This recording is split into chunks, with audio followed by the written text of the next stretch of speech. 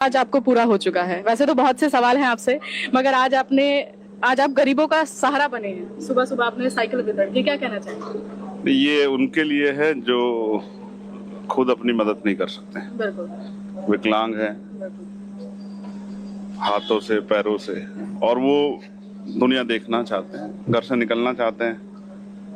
हर जगह पे तो सहारे की जरूरत पड़ेगी, लेकिन कई बार ऐसा होता है कि आदमी कोशिश करता है कोई ना हो तो मैं कैसे जाऊं। तो जो इलेक्ट्रॉनिक जो है ये साइकिल्स हैं, ट्री साइकिल, ये उनकी बहुत मदद करेंगे। ये बिल्कुल मोटरसाइकिल जैसी है, उनमें बहुत खर्च नहीं आएगा, वो चार्ज होती और वो एक अच्छी स्पीड के साथ चलती है। और मुझे लगता है कि जिन लोगों को दी गई है वो 2-4-10 दिन बाद आप देखना वो एक्सपर्ट हो जाएंगे। बिल्कुल बिल्कुल। और सिखाया भी आप ही ने, नहीं, सिखा भी रहे थे आप। नहीं, मैं उन अधिकारी को भी धन्यवाद दूंगा और हमारे यहाँ के प्रतिनिधि साथियों का भी धन्यवाद दूंगा जिन्होंने कोशिश की कि जिन लोगों को जरूरत है उनके लिए आसान हो जाए। अच्छा, एक चीज और आपने कई बार मेरे चैनल पर देखा होगा, जैसे 1 साल पूरे होते हैं, 2 साल पूरे होते हैं, उसके बाद वो अपना ही स्वागत करवाते हैं, मगर यहाँ मगर यहाँ आप जनता के लिए आए और जनता के साथ खड़े हुए, इतनी मदद की, इनफैक्ट आपने उनको सिखाया भी, उस पर क्या है? जरूरी है। उन्हें क्या कहेंगे जो अपना ही स्वागत करवाते हैं? ठीक है, जैसे 1 साल पूरा हुआ, 1 साल बेमिसाल अपना ही स्वागत। जिसकी जैसी इच्छा, अच्छा जो जैसा सोचता है वो वैसा अच्छा। करता आज और क्या क्या प्रोग्राम है? है। आज दिशा कमेटी की मीटिंग है। अच्छा। जिले में जो योजनाएं चल रही हैं, चाहे वो ग्राम प्रधानमंत्री आवास योजना हो, चाहे पेयजल योजना हो, चाहे बिजली की समस्याएं हो, चाहे एट्रोसिटी की समस्याएं लोगों पे, जो कई जगह पे जो है लोगों के FIR पे काम नहीं हो रहा है, सड़कों की समस्या हो, और जो तमाम समस्याएं हैं स्कूल से जुड़ी, कॉलेज से जुड़ी, पुल। मैं आपको अगली बार आऊंगा ना, मैं आपको कुछ डॉक्यूमेंट दिखाऊंगा कि मैंने अपने क्षेत्र के लिए क्या क्या मांग की है। उसमें IIT है, IIM है, मेडिकल कॉलेज है, एम्स है, इंडस्ट्रियल एरिया है, एयरपोर्ट है, और जो मेरा फेवरेट है स्टेडियम है। मैंने इतना प्रयास किया है, शायद किसी और सांसद ने इतना प्रयास ना किया हो। और मैं लगातार पत्राचार करता हूँ, दफ्तरों में जाता हूँ, किसानों की समस्या है, पानी आ रहा है, गुलदार की समस्या है, मैंने खुद मंत्री जाके अपील की कि आप आके देखो। लगातार हम कोशिश कर रहे हैं कि यहाँ की समस्याओं पे काम। अच्छा सांसद जी, कोतवाली देहात में जो भ्रष्टाचार गिरा धड़ से, उसको लेकर क्या कहेंगे? और बिजनौर में भी हुआ। नहीं, वो मेरा निर्माण नहीं तो कार्य कोई नहीं, आप कोतवाली देहात में पहले भ्रष्टाचार को लेकर क्या कहेंगे? कि वो मेरा निर्माण कार्य तो नहीं है। फिर भी आपकी राय क्या है? हाँ, नहीं, अच्छा नहीं है। किसी की जान जा सकती, कुछ लोगों को चोट भी लगी है, मजदूरों को, और मैं उनका संज्ञान भी लूंगा। और मैं आज ये बात रखूंगा अभी कि ऐसा भ्रष्टाचारी जो है व्यवस्था किस काम की। अगर सोचो कोई बड़ा हादसा बनने के बाद हो जाए, कितने लोगों की जान जाएगी, मुआवजा देके क्या हम उनको वापस ला सकते हैं?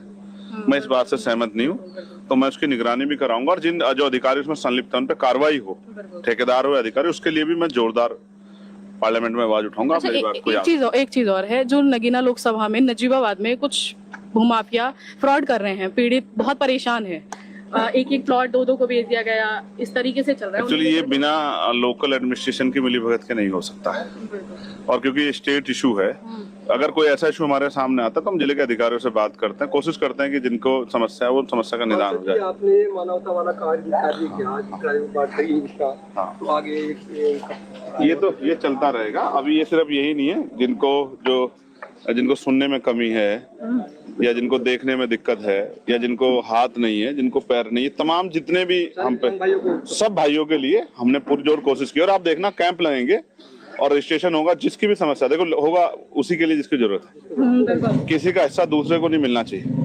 भाई पहले क्या होता था कि जरूरत इनको है और मिलता किसी और का था, कागजों में पूर्ति हो जाती थी। हमने व्यवस्था की है CSR के जरिए 50 लाख रुपए का काम यहाँ जो है सिर्फ उन्हीं लोगों के लिए करवाना है जो इस तरह की समस्या में है, जिनकी कोई सुनवाई नहीं कर रहा है, जिनको कुदरत ने किसी कारण से कमजोर कर दिया है। उनका सहारा बनने का काम हम लोग करेंगे। आजाद समाज पार्टी भीम आर्मी करेगी, हमारी पूरा संगठन करेगा, हम इसी काम के लिए। चलिए, थैंक यू सो मच। मैं मीडिया के साथियों को भी कहना चाहता हूँ, मीडिया के साथियों के लिए कोई व्यवस्था नहीं है।